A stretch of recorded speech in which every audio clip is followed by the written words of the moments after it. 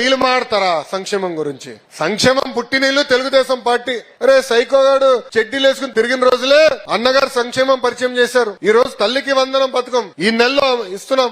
August మాసంలో ఉచిత bus ప్రయాణం అమలు చేస్తున్నాం. అంటే ఇచ్చిన ప్రతి హామీ ఒక పద్ధతి ప్రకారం నిలబెట్టుకుని ముందరకెళ్తున్నాం. ఆర్థిక ఇబ్బందులు ఉన్నాయి, లేవని కాదు. 1వ తారీఖు నాడు ఈ రోజు జీతాలు పడుతున్నాయి. పెన్షన్ ఏంటి, ఒక రోజు ముందలు ఇస్తున్నాం. పెన్షన్ ఇంటింటికి ఇస్తున్నాం. ఇన్ని సంక్షేమ కార్యక్రమాలు మనం చేస్తున్నాం. ఇంకో పక్కన ఏకంగా రోడ్ల పైన గుంటలుంటే పూడ్చే కార్యక్రమం కూడా శ్రీకారం చుట్టాం. అన్ని అయిపోయిందని నేను అన్నట్లా, చాలా పనులున్నాయి. కానీ వాళ్ళు చేస్తున్న దుష్ప్రచారాన్ని తిప్పికొట్టాల్సిన బాధ్యత మనందరి పైన ఉంది. ఇప్పుడు తల్లికి వందనం జూన్ మాసంలో ఇస్తాం. మీరు చూస్తున్నారు డబుల్ ఇంజిన్ సర్కార్. ప్రధానమంత్రి గారు సంవత్సరం మారే లోపల ఇప్పుడు ఏకంగా 3వ వస్తున్నారు. విశాఖపట్నంలో యోగా చేసాక వస్తున్నారు. ఇప్పుడు ఆ కార్యక్రమం జయప్రదం చేసాక ఫోకస్ కి వెళ్తున్నాం. అందుకే జూన్ 12న ప్రజాప్రతినిధులతో మీటింగ్ ఉన్నా. జూలై 1వ తారీఖు నుంచి గడప గడప తొక్కాలి, చేసిన పనులు చెప్పాలి. ఇది తొలి అడుగు మాత్రమే.